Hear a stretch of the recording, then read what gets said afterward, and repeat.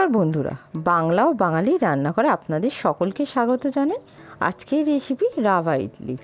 Simple এবং খুবই ঝটপট বানানো যায় এই রেসিপিটা, আর ব্রেকফাস্টের জন্য একদম পারফেক্ট।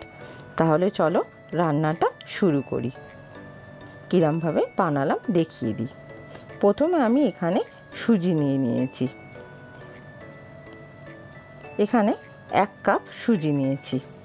এবার সুজিটার মধ্যে আমি দিয়ে দেব দই।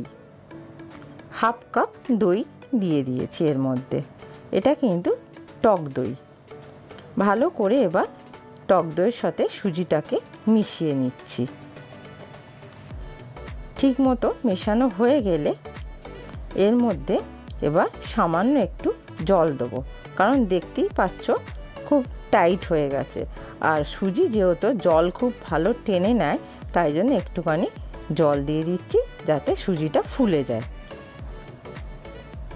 ভালো করে একটা মিশ্রণ তৈরি করে নিচ্ছি, না খুব পাতলা না খুব টাইট, কেন সুজি খুব বেশি জল টানে। হয়ে গেলে এটাকে আমি কিছুক্ষণের জন্য 30 মিনিটের জন্য রেখে দেবো।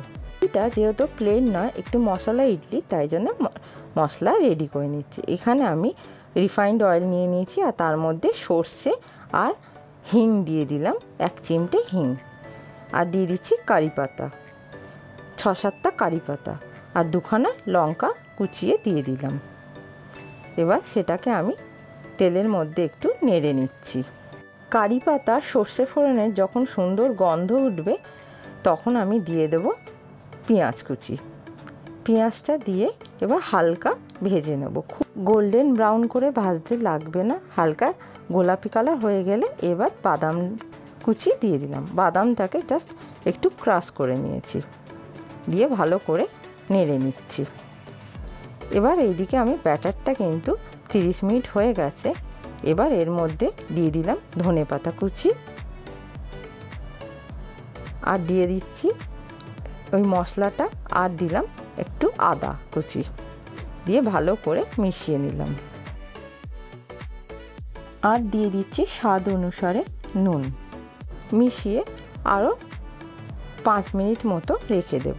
আর একটু জল দিলাম, ব্যাটারটা টাইট হয়ে গেছিলো বলে, কারণ যেহেতু সুজি জল টেনে নেয়, ওই জন্য একটু টাইট হয়ে গেছিলো, তাই জন্য আর একটু জল দিয়ে একটু পাতলা করে নিলাম। 5 মিনিটের জন্য চাপা দিয়ে রেখে দিচ্ছি।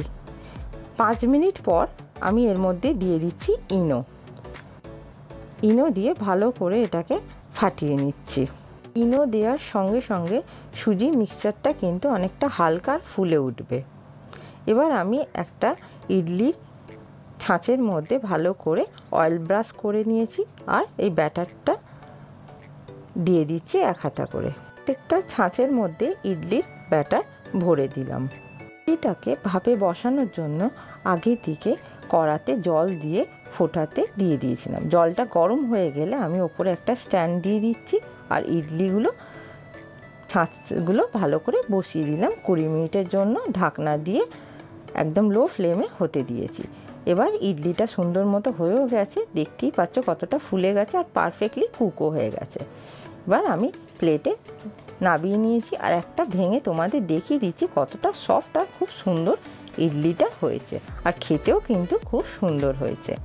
তোমরাও ঠিক একইভাবে বানাবে।